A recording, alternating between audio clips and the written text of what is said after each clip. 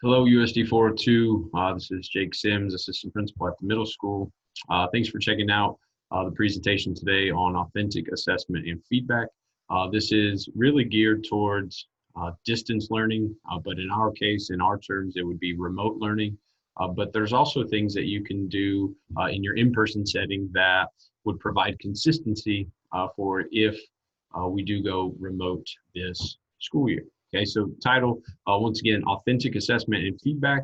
And really what we're trying to figure out is how we authentically assess in a flexible learning climate. So we're going to talk flexible as in it's changing from both in-person and these are strategies like we talked about that can be used in both learning environments. So the truth about assessment in terms of a remote setting, and you'll notice in here that I've changed distance to remote because distance and remote are basically the same thing. So assessment for grading purposes is not ideal in a remote learning setting. So basically just giving the assessment just to get a grade is not necessarily ideal.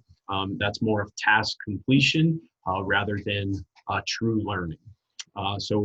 The formal assessments are not recommended. So we typically do that in the in-person setting. So in terms of a remote setting, they want to get away from that. Assessment that is embedded in learning needs to be authentic and should be periodic rather than cumulative. So consistent assessment is I think the message with that one. And then using assessment to motivate and give positive feedback is also a key component of this.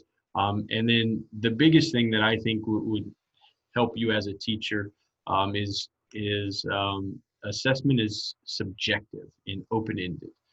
You can give kids a foundation, but letting them fill in the details and letting them fill in the gaps to really make learning their own is going to be key in remote learning. It allows them to utilize their environment to create and give examples for assignments. So definitely making assessment subjective is the key statement there. Here's an important statement that I thought. So as we move through this, so it's important that you find assessment methods and tools that you can implement authentically and consistently to improve student performance and engagement. So we all have varying levels. We're all at different levels in terms of the technology spectrum, and that's perfectly fine. But it's important that you figure out what you can use that will help everybody out. Okay, and if you could think of it as kind of like a Rubik's cube, it's one move at a time. Just as you approach this, it's kind of one tool at a time. So utilize one tool to the fullest extent. Figure out how you can authentically assess with that particular tool, and then try to incorporate another one. And really, the suggestion is kind of 2 to 4. 2 to 4 tools is kind of exactly what you need, but so it's important that you figure out what works for you, because that's going to make your class even better. So in order to begin, so obviously we know this year's kind of a moving target. I think we all have questions, and we can't really answer those right now, but understand that you're not going to be fully prepared for this. Understand, though, that you can build on what you already know is a best practice as a teacher. I'm sure you guys all use great tech tools already. It might just be kind of taking those tech tools and flipping them in a way that best fits remote learning or best fits assessing periodically. Okay.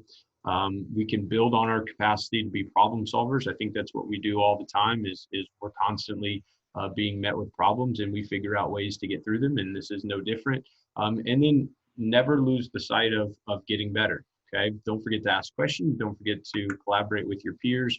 It is okay to try new things. And it's okay to be transparent about, hey, I'm trying something new. I'd like feedback on that. If always do that with your students, and be transparent with, hey, this is something new, this is something we've never done before, but I'd love your input on how we can make it better and how we can do things moving forward. Okay. So this is the reality that you're in. So the types of assessment that we can use in this reality of remote learning. So we can use assessment as learning. Okay. Most of the time in person, we as teachers, we assess for learning. So we're trying to figure out what type of learning has taken place. So in this case, we're assessment as learning. So really all of these are putting a lot of emphasis on the student and how much the student is going to gain through all this. So assessment as learning is done by the student. It determines what they do next in their learning, provides feedback for them, and then ultimately the end goal of this is to become a reflective, self-monitoring learner. So I think as we go through this, that is an easy phrase to say, but getting students there is hard, and it definitely is going to take work on your part as the teacher to get them to be a self-reflective learner. Okay, so an example that you could use is a video tool called Edpuzzle. Edpuzzle allows you to either upload your own videos if that's what you're comfortable doing. You can take stuff via YouTube, and you can insert questions. You can insert self-checking periodically throughout those videos as you look for assessment. So that's a great tool to utilize as well.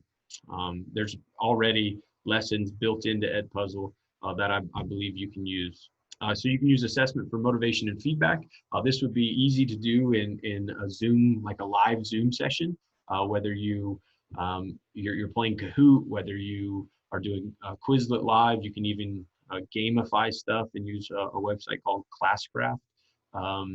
So these are really good things for you to see as teachers, but also kids can immediately get feedback on where they are, whether it's content, whether it's a process, because really those are the two things that you're assessing. So definitely something for motivation and feedback, and then assessment as just a general tool for feedback. So this would be like a Google form basically about students. Did you get question 1 right? Yes or no? If they chose no, then the next question is, why did you get it wrong? Was it a error on your part, just a simple error? Did you have the process wrong? Did you not even know anything related to it? So this allows them to have something physical in front of them that they can use for some self-check, so they know, all right, I'm just not getting the information. Like, how do I need to get the information better? Or I'm making small errors. Okay, I need to pay attention to the details a little bit better. So you see a couple ways there that you can use this type of assessment with your students. Okay, I'm not going to read through all this. This would be a great time for you to pause the video and kind of compare traditional and authentic assessments. Some of these are going to make more sense to varying on the teacher. So I will give you a second to pause it, and we'll move forward. Same thing with this slide. So this is a really good one, I think, and basically gives you the why and the how to a lot of it. So once again, I'll let you pause this. And I think the key statement down here is the authentic assessments are mostly subjective, and we want to try to incorporate real life into these assessments as possible. Let kids make them their own. So I'll give you a chance to pause it and read through it and take notes as needed. And then challenges. Okay, so each of us are going to be presented with our own different challenges with distance learning, and I should have put remote learning up there because that's what it is for our district. But look at these challenges. Your challenge may not be up there. Your students' challenges may not be up there. But in terms of equity and access, everybody's one-to-one at the secondary level. You're going to figure out what is a challenge, and like we talked about, you're going to be a great problem solver in this situation as well. So the big takeaways from today's presentation: make sure you're assessing periodically and not at the end of a unit. And you're going to figure out how that works for your class. Make sure we have the opportunity for feedback within an assessing or in an assessment. And then make sure you and your students have a two-way operation of communication.